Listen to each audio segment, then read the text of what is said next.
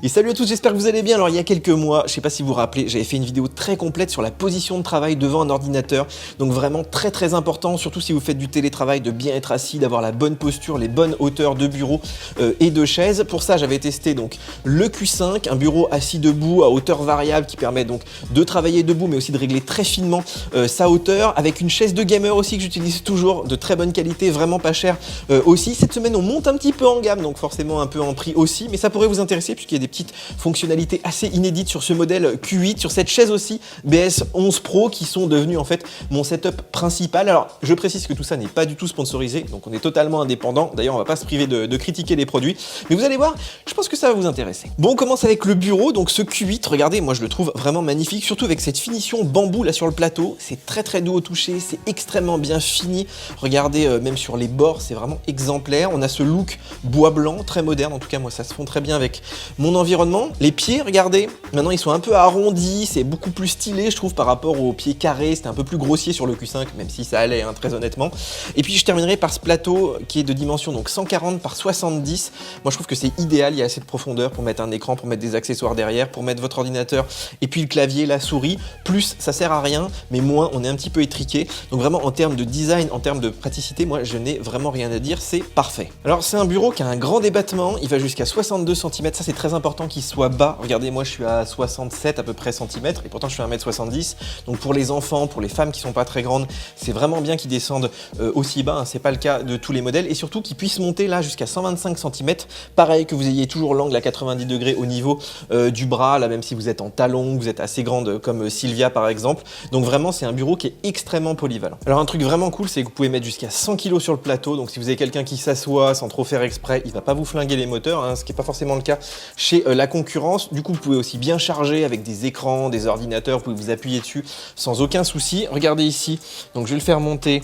Il monte à 3,5 cm par seconde, donc en gros en une dizaine de secondes il est en position haute à peu près, donc ça c'est assez pratique. Vous voyez que ça fait un peu de bruit mais ça va, et surtout regardez, si j'appuie, hop, il y a une protection anti-obstacle et le bureau va légèrement redescendre, donc vous n'avez pas de risque d'abîmer votre ordinateur ou quoi que ce soit. Alors une petite nouveauté vraiment cool, regardez, c'est ce tiroir qui est assez grand, vous pouvez ranger un petit peu tous vos câbles, votre bordel qui est habituellement sur le bureau, donc ça c'est vraiment très pratique. Par contre souvent le problème des tiroirs c'est que ça met de l'épaisseur ici au niveau du plateau, hein, qu'on n'avait pas sur par exemple le Q5, et c'est vrai que si vous avez des grosses cuisses, si vous avez une chaise qui n'a pas les accoudoirs comme ça qui vont en arrière ou qui n'arrivent pas à passer en dessous, ben vous avez tendance à remonter le plateau et du coup vous n'avez plus, vous savez, votre position avec l'angle ici à 90 degrés. Donc suivant les personnes, suivant votre morphologie, suivant vos chaises, ça peut ne pas passer. Mais moi j'ai pas eu de soucis, en tout cas avec cette chaise, et puis ici j'ai vraiment pas les cuisses qui sont gênées, et voilà, ça dépend évidemment des gens. Alors ici on a comme sur le Q5 un petit écran avec la hauteur du bureau, on a 4 pré-réglages, donc voilà, vous pouvez le régler à votre convenance, assis, debout, et puis par exemple pour un enfant ou pour je sais pas, de la lecture, une autre position.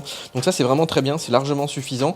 Le seul truc que je regrette un peu, c'est que c'est purement tactile, c'est pas des boutons comme sur le Q5, et c'est vrai qu'il y a un peu d'inertie là quand vous appuyez, il continue à monter après que vous ayez relâché le doigt. Bon, là je pinaille, c'est un peu comme les sièges dans les voitures, une fois que vous avez fait vos réglages, en général vous y touchez plus. Alors c'est un bureau que j'ai trouvé très facile à monter parce qu'il y avait plein de choses qui étaient préfaites, hein, contrairement à le Q5 où j'ai passé un peu plus de temps. Là vraiment en 15 minutes c'était monté, opérationnel, donc vraiment très bien, même si j'ai utilisé quand même un petit tournevis électrique.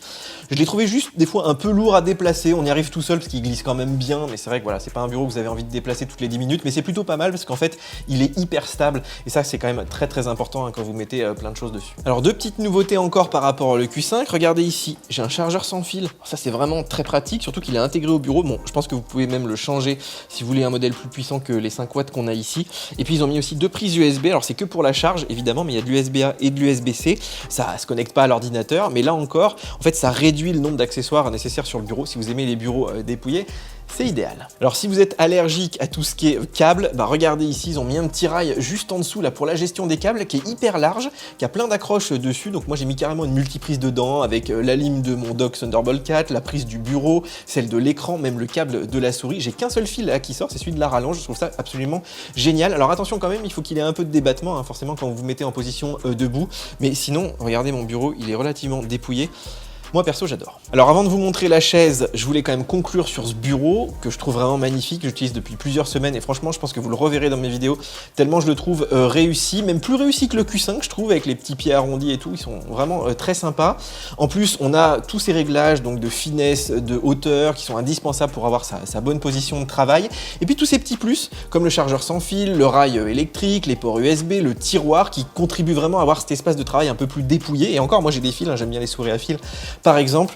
Je dirais que les seuls défauts, c'est effectivement l'épaisseur de ce tiroir et puis peut-être les commandes tactiles. Mais là, très franchement, je pinaille, j'ai vraiment adoré ce modèle. Alors dernier point avant de passer à la chaise, c'est le prix. Forcément, on est un peu plus cher que le Q5. Là, on est à 799 €, mais j'essaierai de vous mettre des codes promo. Des fois, j'arrive à en récupérer donc sous la vidéo. Ici, on a quand même une garantie 5 ans sur le moteur, 7 ans sur le châssis. Franchement, comparé avec Ikea en termes de look, en termes de fonctionnalité, en termes de prix, pour moi, il n'y a carrément pas photo. Donc, je vous mettrai bien sûr tous les petits liens pour acheter ce bureau sous la vidéo. Alors on finit cette vidéo avec cette chaise, regardez, qui complète très bien, je trouve, ce setup très design. Alors bon, vous savez, moi je préfère les chaises de gamer qui sont très paramétrables pour les gros gabarits et tout, je trouve ça très confortable.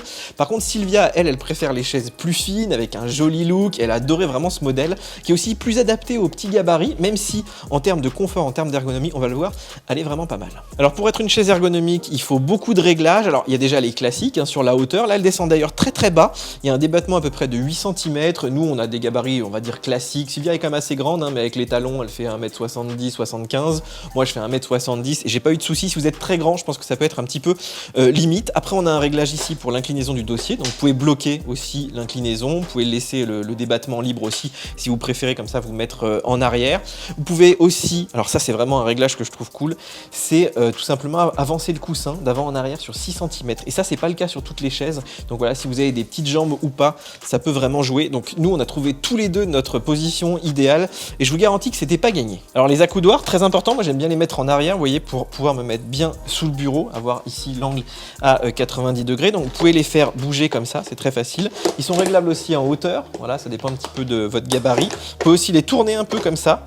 Alors moi je dirais que le seul défaut, c'est qu'on peut pas les rapprocher ou les éloigner de soi, comme sur ma chaise de gamer, rappelez-vous, mais bon, c'est pas très grave parce que la chaise est pour les petits gabarits, donc globalement ils sont quand même à bonne distance. Alors ça c'est un truc qu'on n'a pas toujours sur les chaises, c'est effectivement un appuie-tête qui est indépendant, regardez, qui se règle. Vous pouvez régler un petit peu la profondeur, vous pouvez régler la hauteur aussi, il coulisse sur 5 cm, donc il n'y a pas besoin de rajouter un coussin, sauf si vous trouvez qu'il est vraiment trop loin. Alors on termine la partie ergonomie avec ce revêtement, regardez, qui est très élastique, qui est très respirant, qui s'adapte bien au lombaire aussi, donc vraiment très confortable. Nous on a travaillé tous les deux sur cette chaise pendant des heures, et franchement on n'a pas eu mal au dos, on était vraiment très bien assis, et surtout le fait de ne pas transpirer quand il y a des grosses chaleurs comme ça, c'est vraiment très agréable. Alors dernier point qui me tient à cœur, c'est les roulettes. Souvent je trouve qu'ils essayent de faire des économies là-dessus. Là pas du tout, elle roule très bien, elle tourne très bien, en plus elle résiste, il paraît, jusqu'à 1500 kg, donc il n'y a pas trop de soucis. Alors je vous conseille quand même, si vous avez un beau plancher, de mettre quand même un petit revêtement supplémentaire, mais ils nous disent que ça raye un peu moins que les autres.